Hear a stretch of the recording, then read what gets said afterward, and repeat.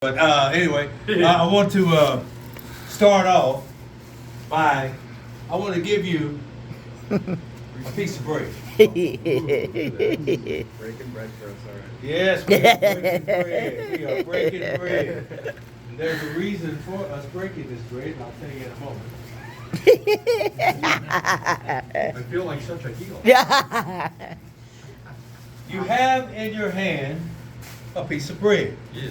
Now, what I will ask you to do is to take the sheet that Yolanda is about to give you. Yes. To some, bread is food right now. If I'm hungry and I need it now, I'm going to rip this open and I'm going to take a nice bite out of it and I'm going to enjoy it right now. This represents those who would spend, and spend. They have a hungry appetite for money and they don't know what to do with it. My grandmother used to say, it burns hot in your hand, burns a hole through your hand.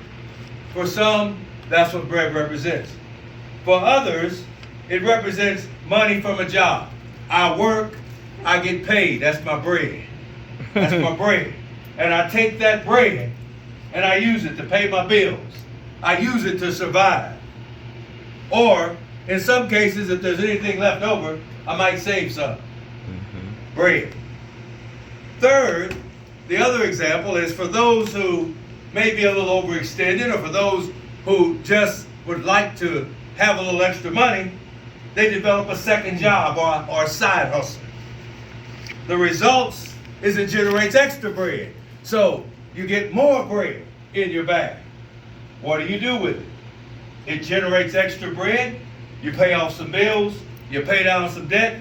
But better yet, when you get the extra bread, the best thing to do is to invest it. Is to invest it. And that investment can pay off hefty. And by the end of this evening, you're going to know what to do with your bread.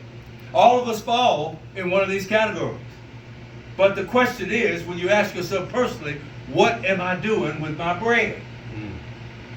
Where's my bread going? Am I eating it all? Or am I using it to pay down bills? Or am I investing some of it? Where's my bread going? Tonight, we're going to set that on the right path. We're going to set your thoughts on the right path by giving you some information to show you how to direct your bread. That way, if your bread is a little off, you can always make an adjustment. As long as the blood runs warm in your veins, you can make a change. And there are a lot of people in America that need to make changes to the way they handle their bread. When it comes down to another aspect, I have loaves up here. This bread represents the bread of life. This is the bread of life here. The bread of life, which gives life. This bread also provides protection. And the type of protection that you have could determine the future of your family. Everybody wants to make sure that there's enough bread to go around in case you're not around. But we don't often plan for that. When you die, you want to make sure you hand a full loaf to your family. One that's able to provide for them in a way that is unimaginable. Tonight, we're going to learn a little bit more about that also. You're also going to learn about the different types of bread.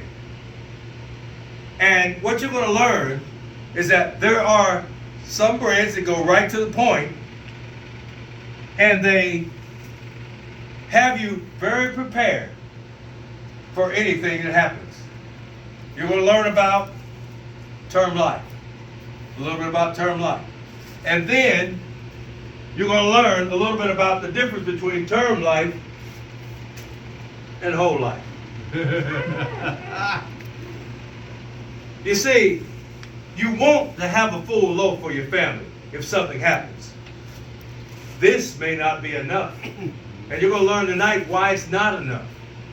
It looks good, probably tastes good, but it's a little short. Because when you compare the two, this is a full loaf. This is full of sugar, cinnamon, raisins, a bunch of little things that may taste good, but are they good for you? You're going to learn the difference between the two policies. May look good, may taste good, but then may not be too good for you.